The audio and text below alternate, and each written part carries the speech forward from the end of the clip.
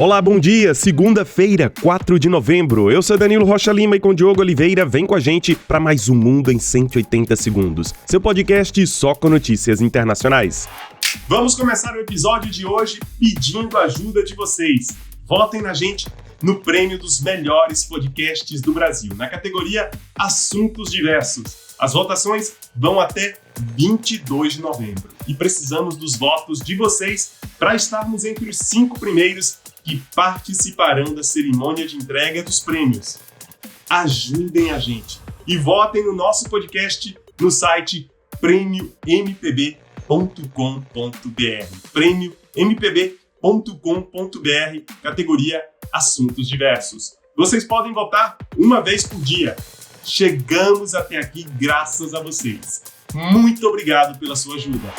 Começamos com notícias da Espanha, onde a população se mostra cada vez mais impaciente com a resposta das autoridades à catástrofe climática da semana passada. Uma cena impressionante. Dessa vez, a multidão jogou lama e pedras contra o rei da Espanha, Felipe VI. Ele visitava o município de Paiporta, nos arredores de Valência, com a rainha Letícia e o primeiro-ministro Pedro Sánchez. A população gritava "assassino" em direção ao rei, que avançava em meio à população furiosa com a falta de apoio na pior catástrofe causada por tempestade na Europa desde os anos 60. Apesar da lama e das pedras, o rei Felipe VI tentou conversar com alguns moradores, mas logo deixou o local. O rei disse que é preciso compreender a frustração dos espanhóis e o primeiro-ministro condenou qualquer tipo de violência.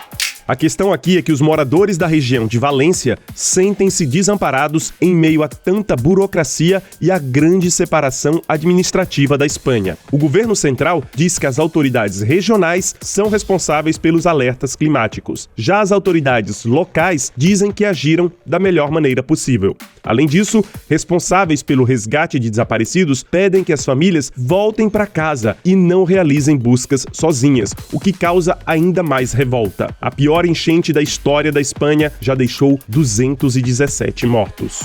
Nos Estados Unidos, o grande dia da eleição presidencial é amanhã. Kamala Harris e Donald Trump aparecem empatados, segundo grande parte das pesquisas eleitorais. Às vésperas do dia D, 75 milhões de americanos já votaram antecipadamente ou por correspondência. Em 9 estados, mais de 50% dos eleitores já compareceram. Projeções apontam que a taxa de comparecimento dos eleitores pode ultrapassar os 60%, apesar do voto não ser obrigatório.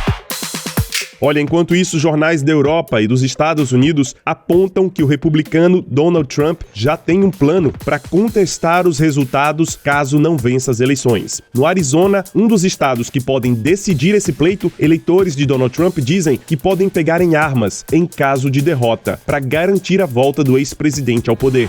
Já Israel oficializou o fim do acordo com a ONU, que permitia que a Agência das Nações Unidas para Refugiados Palestinos agisse em território palestino. Autoridades de Israel acusam que a agência abriga pessoas que teriam participado do ataque do Hamas em 7 de outubro do ano passado. Essa decisão pode piorar ainda mais a catástrofe humanitária da região, já que milhões de civis estão no fogo cruzado entre Israel, o Hamas e o Hezbollah.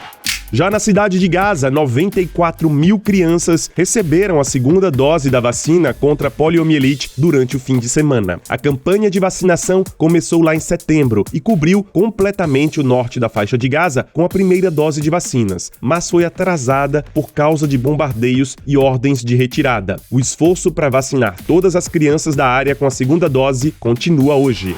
E na Moldávia, país vizinho da Ucrânia, Maia Sandu foi reeleita presidente do país com 55% dos votos. Ela é pró-Ocidente e promete aproximar o país da União Europeia, apesar dos esforços da Rússia para manter o país sob sua influência. Esse voto acontece uma semana depois das eleições na Geórgia, onde um partido pró-Rússia venceu as eleições em meio a denúncias de fraude.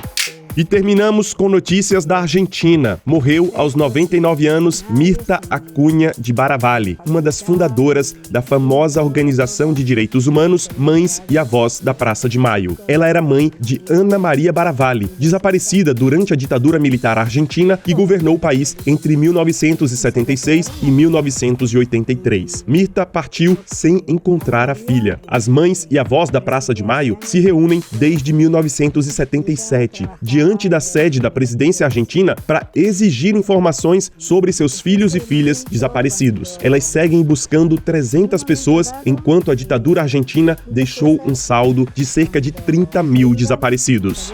E é isso, a gente fica por aqui. Compartilhem o nosso podcast, nos deem 5 estrelinhas e não esqueçam de votar pelo 180 no site Melhores Podcasts do Brasil. Vocês podem votar uma vez por dia. Contamos com vocês. Para vocês, um excelente dia, um grande abraço e até mais.